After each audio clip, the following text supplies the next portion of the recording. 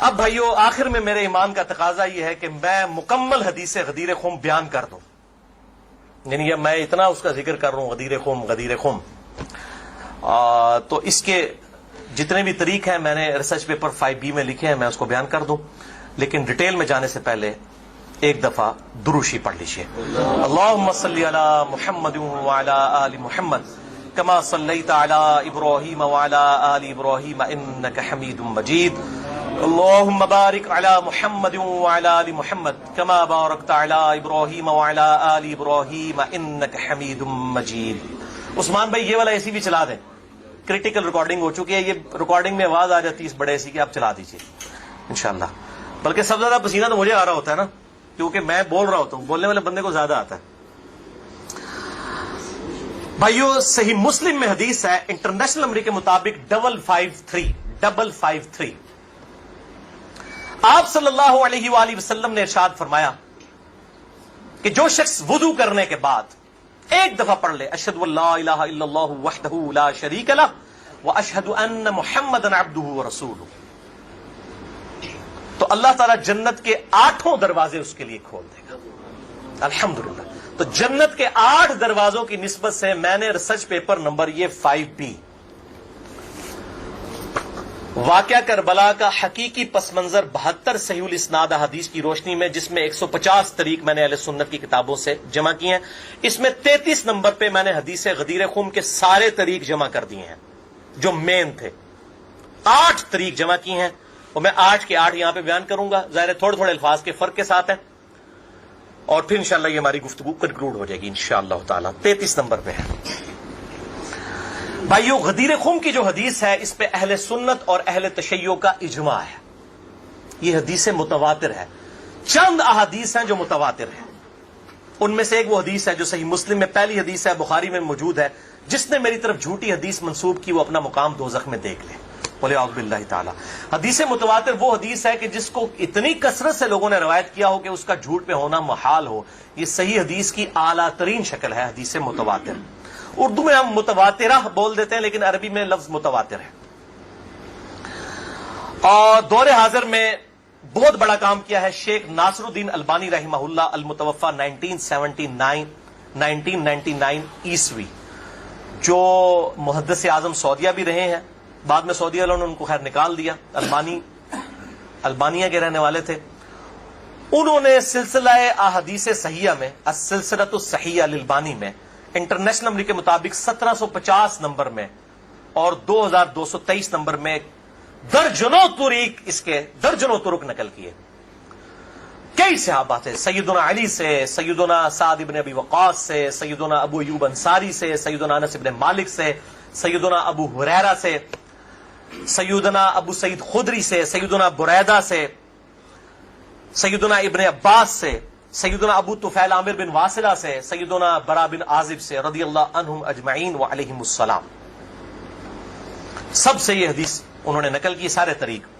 اور شیخ زبیر لیزئی رحمہ اللہ نے مشکات المصابیح کی تحکیم کے دوران انٹرنیشنل نمبر کے مطابق 6091 نمبر حدیث کے فٹ نوٹ پہ لکھا کہ یہ حدیث متواتر ہے، غدیر خم کی حدیث.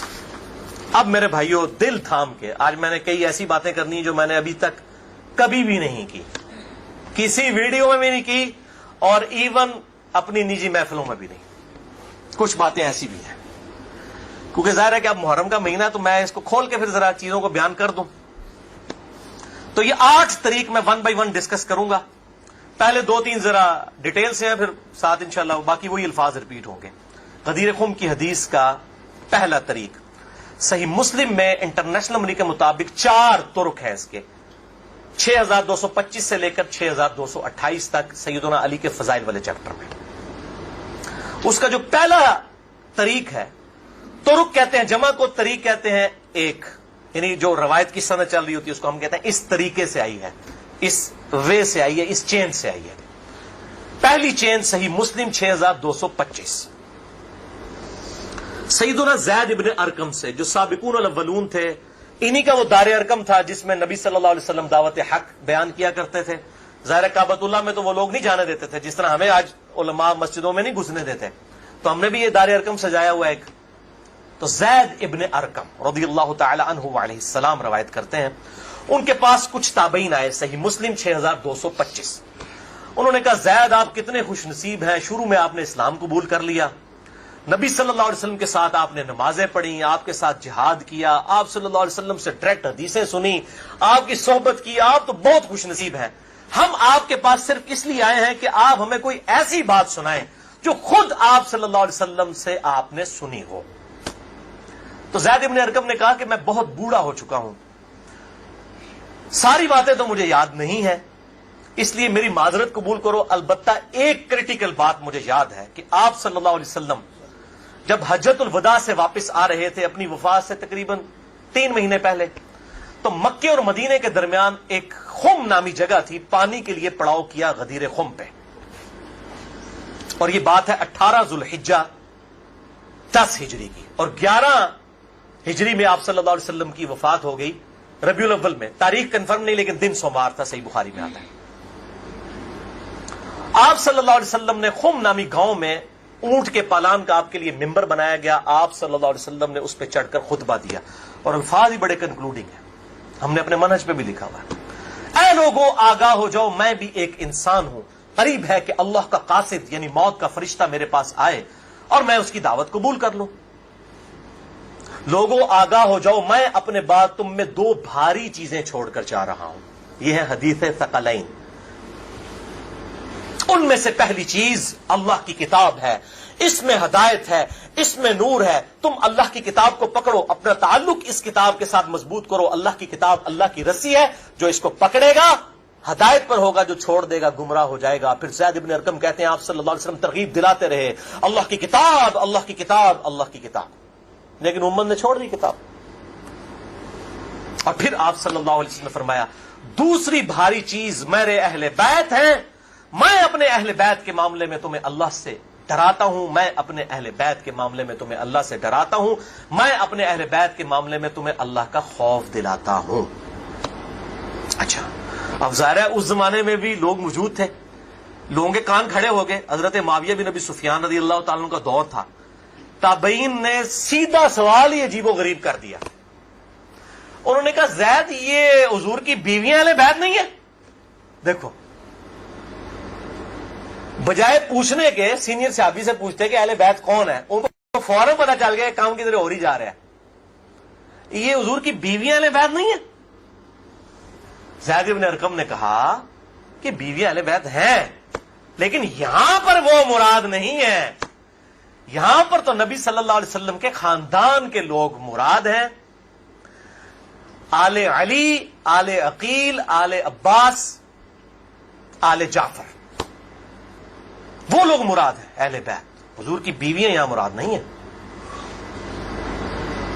جن پر قیامت تک کے لیے صدقہ حرام ہے، یہ زید بن ارقم نے کہا۔ ہے تو تھوڑا کوڑا سی جے طریق، اگلا بڑا سخت جے، میں ڈر رہا ہوں یہ بیان کرتے ہوئے، لیکن اس میں نے پمفلٹ میں لکھ دیا ہوا ہے، لیکن وہ لوگ پڑھ کے گزر کے ہوں گے، لیکن میں اب آپ کو توجہ دلاؤں گا۔ صحیح مسلم 6228 نمبر طریق، اس میں پتہ کیا الفاظ ہیں؟ اس حدیث کے اینڈ پہ تابعین پوچھتے ہیں کہ کیا نبی کی بیویاں اہل بیت نہیں ہیں؟ تو زید ابن ارقم کہتے ہیں اللہ کی قسم نہیں،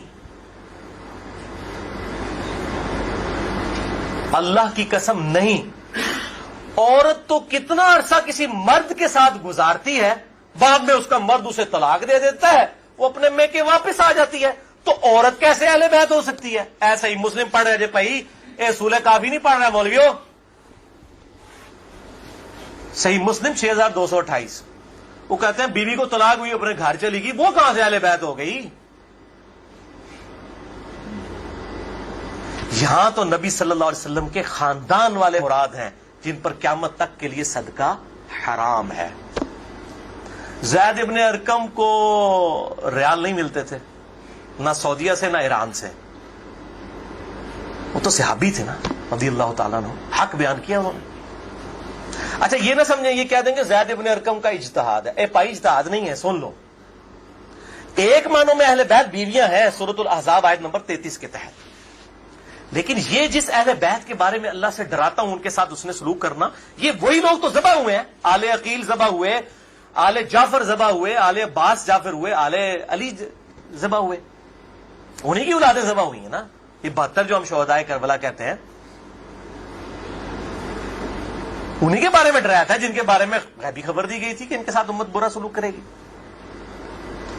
اچھا، یہ زید ابن ارقم کا اجتہاد نہیں ہے میرے بھائیوں. اس کی سپورٹ میں صحیح مسلم سے 2 مرفوع حدیثیں اپنے محبوب صلی اللہ علیہ وسلم کی حدیثیں بیان کرتا ہوں. سنیں پہلی حدیث انٹرنیشنل نمبر کے مطابق صحیح مسلم میں 6261 نمبر.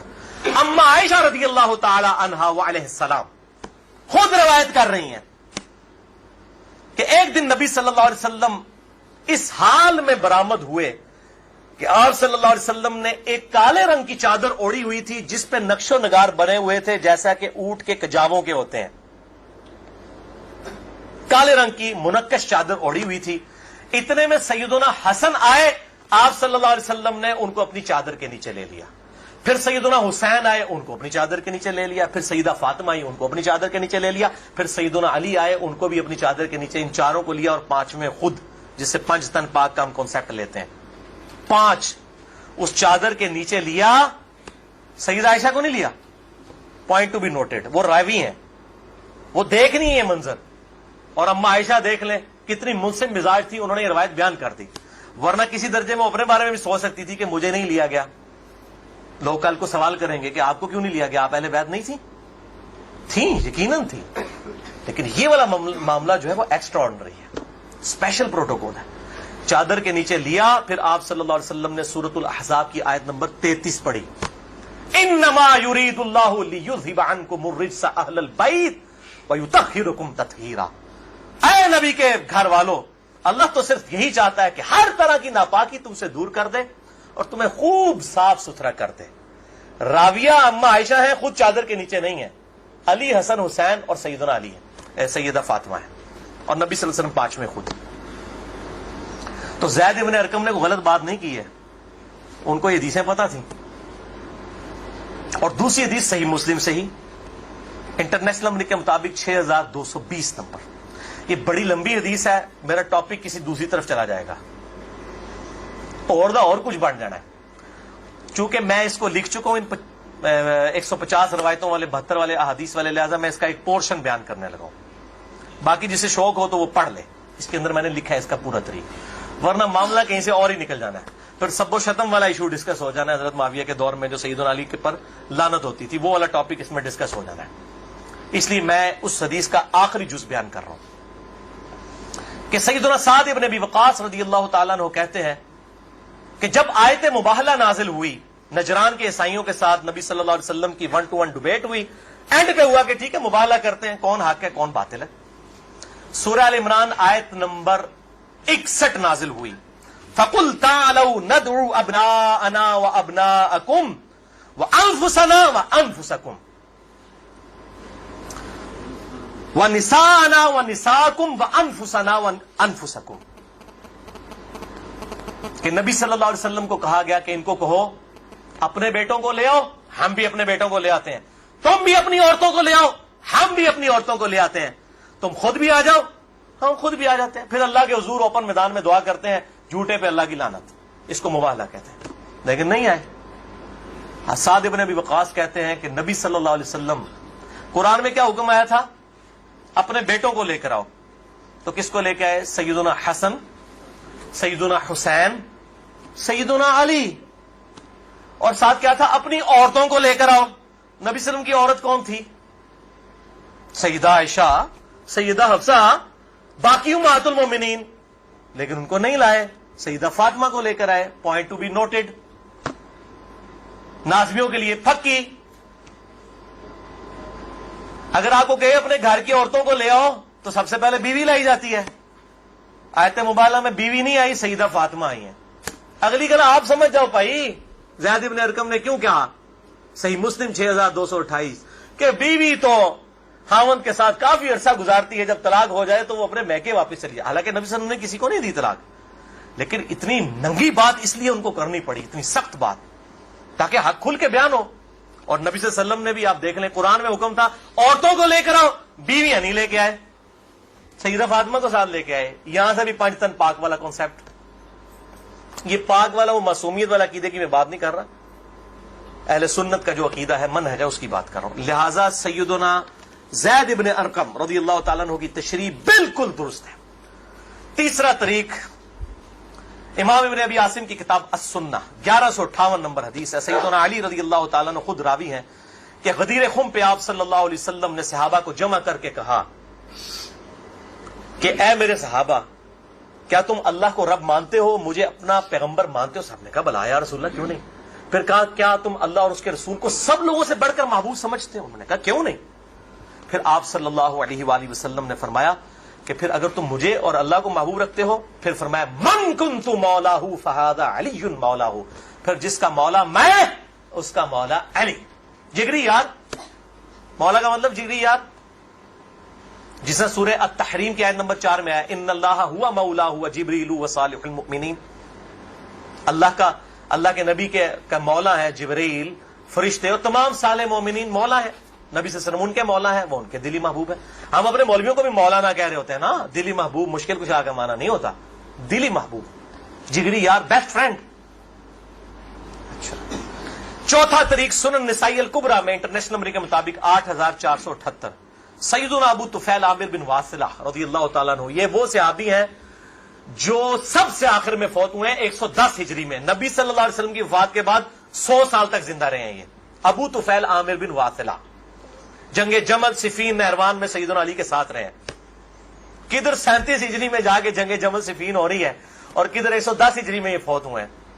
اور ان کی حدیثیں نبی صلی اللہ علیہ وسلم سے بھی روایت ہیں اور سیدنا علی سے بھی انہوں نے کئی حدیثیں روایت کی ہیں. وہ کہتے ہیں کہ کھلے میدان میں سیدنا علی رضی اللہ تعالیٰ عنہ نے, یہ صفین کا ہی موقع تھا, پبلک کو جمع کیا, اپنے ماننے والوں کو جو ساتھ تھے, شیعان علی. شیعہ کا مطلب ہے گروہ کے بندے.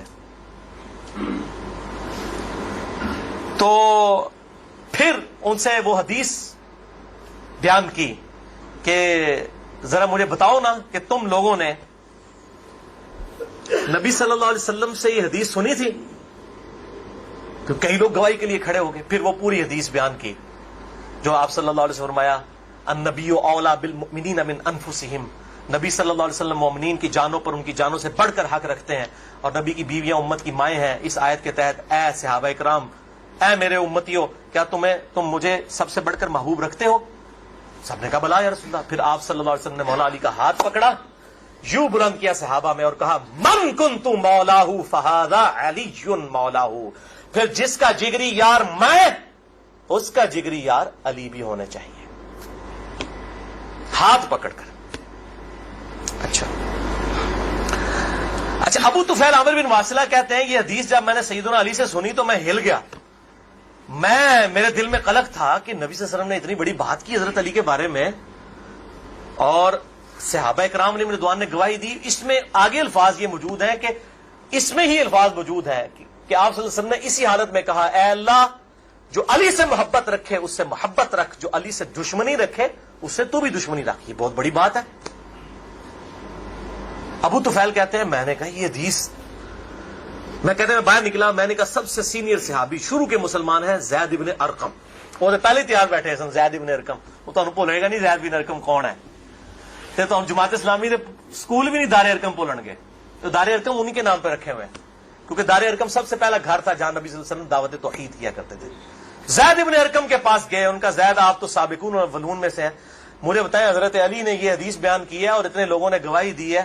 انہوں نے کہا تو کیا بات کرتا ہے, میں نے تو خود نبی صلی اللہ علیہ وسلم سے یہ حدیث سنی ہوئی ہے, من کنت مولاہ فہذا علی مولاہ, اور اے اللہ اس سے محبت رکھ جو علی سے محبت رکھے, اس سے دشمنی رکھ جو علی سے دشمنی رکھے. یہ وہ حصہ ہے جس کا ابن تیمیہ نے انکار کیا منہاج السنہ میں.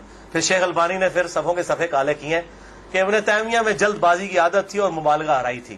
سلسلہ احادیث صحیحہ 2223 نمبر حدیث کے کانٹیکسٹ میں شیخ البانی نے سخت گرفت کی ہے.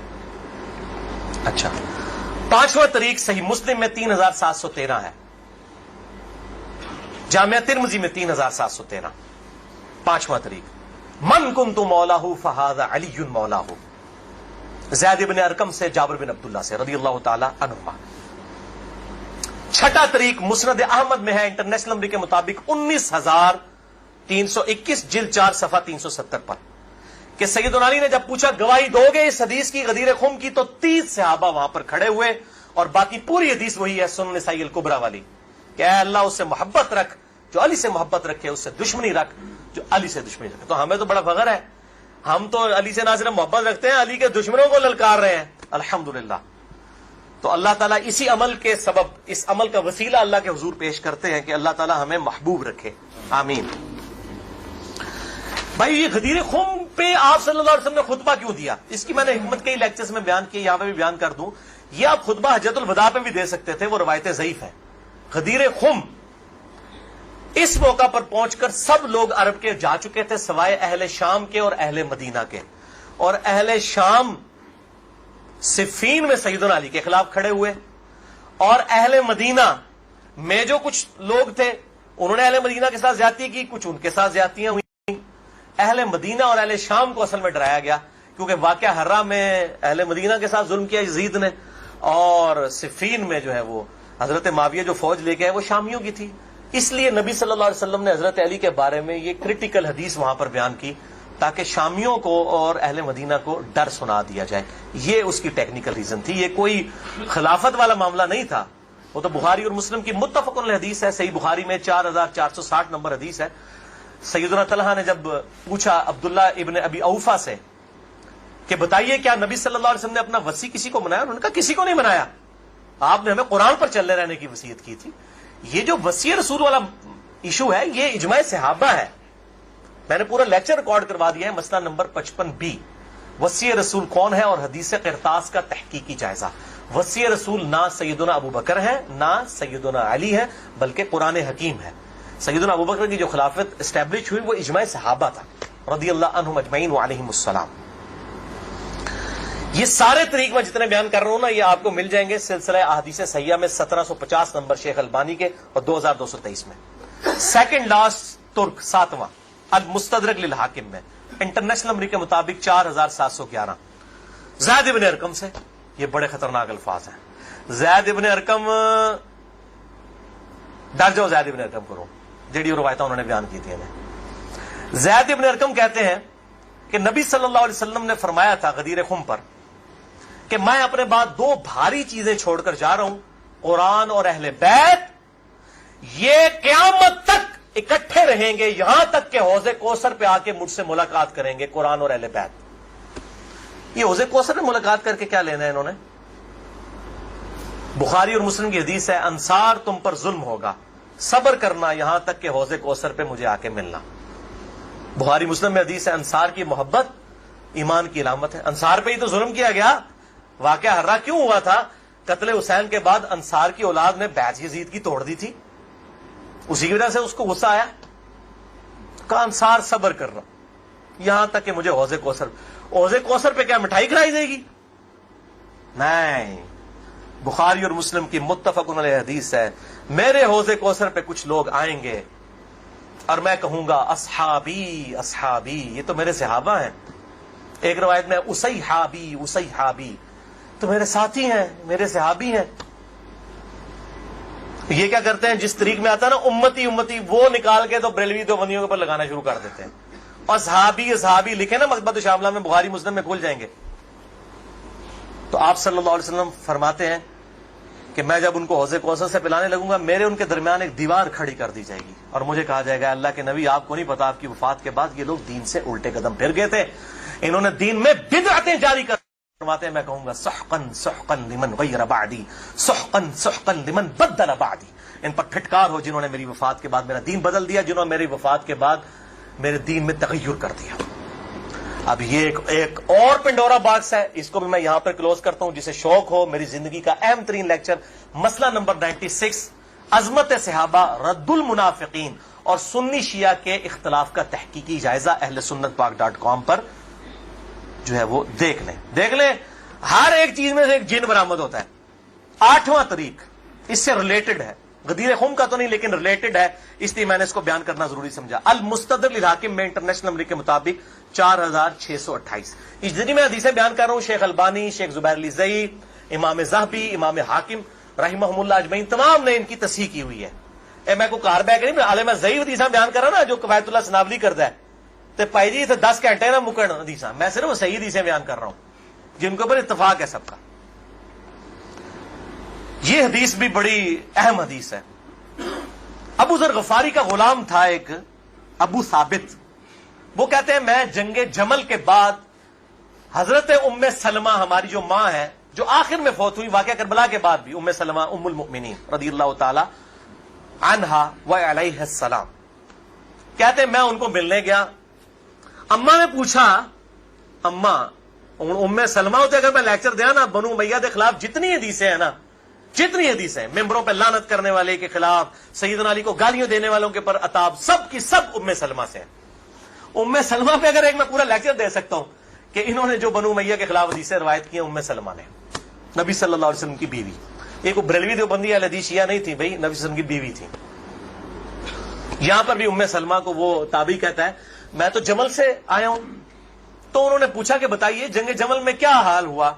ان کا اماں میں جنگ جمل میں جو ہے وہ سیدنا علی کا ساتھی تھا۔ اچھا، کہتے ہیں لیکن صبح کے وقت جب میں نے اپنے مخالف لشکر میں سیدہ عائشہ کو دیکھا تو میرا دل ڈولنے لگ پڑا کہ یہ ٹھیک ہے یا وہ، حالانکہ وہ تو کتنی حدیثیں ہیں کہ میری ایک بیوی پہ ہوب کے کتے بھونکیں گے، حدیث ہوب پہ پورا باب شیخ البانی نے باندھ دیا، میں نے 72 حدیثوں میں نقل کیا، سیدہ عائشہ پہ کتے بھونکے، اس کے بعد پوری زندگی روتی تھی، وہ تو ابن زبیر ان کو آگے لے گئے، اس کے بعد سیدنا علی نے ان کو معاف بھی کیا، اور ایک الگ سے ایک ٹاپک ہے، مسئلہ 101 میرا دیکھ لیں۔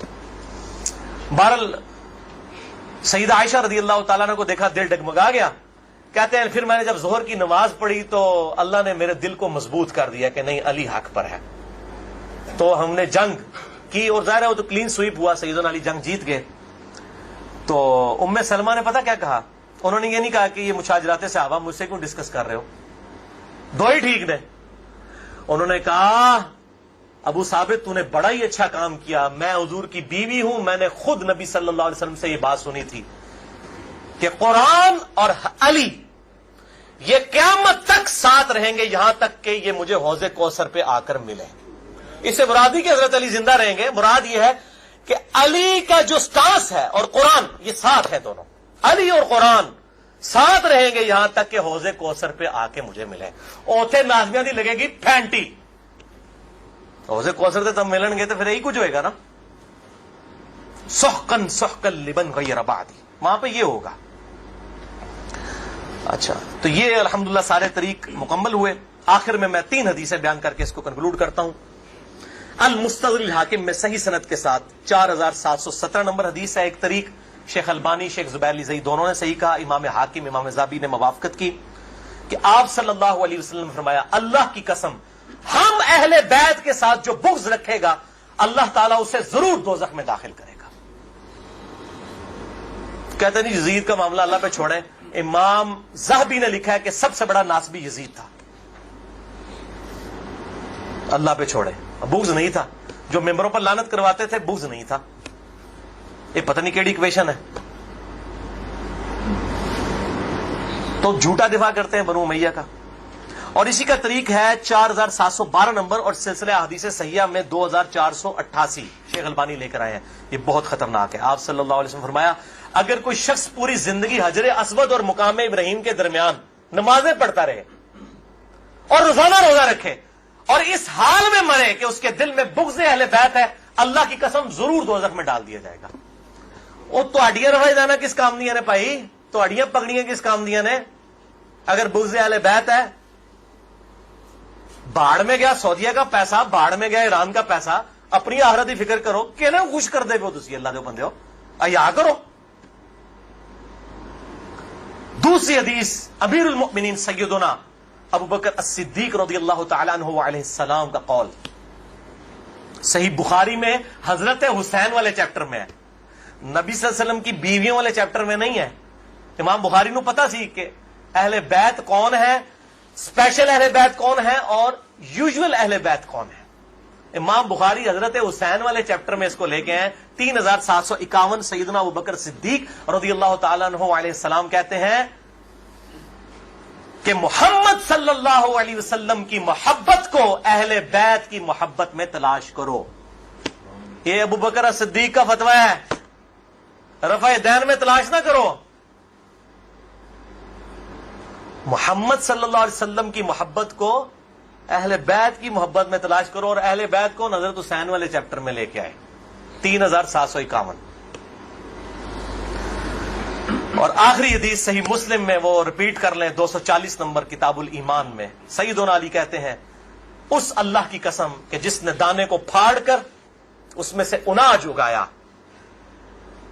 اگایا اور ہر مخلوق کو پیدا کیا، نبی امی نے مجھ سے عہد لیا تھا کہ اے علی تجھ سے صرف مومن ہی محبت کرے گا اور تجھ سے بغض صرف منافق ہی رکھے گا. اب محبت علی کا یہ مطلب نہیں ہے کہ غلوب کریں یا مشکل کشا ماننا شروع کر دیں، مراد یہ کہ جو ان کے صحیح جتنے بھی فضائل آئے ہیں ان کو مانا جائے الحمدللہ، اور ان کے دشمنوں سے دشمنی رکھی جائے.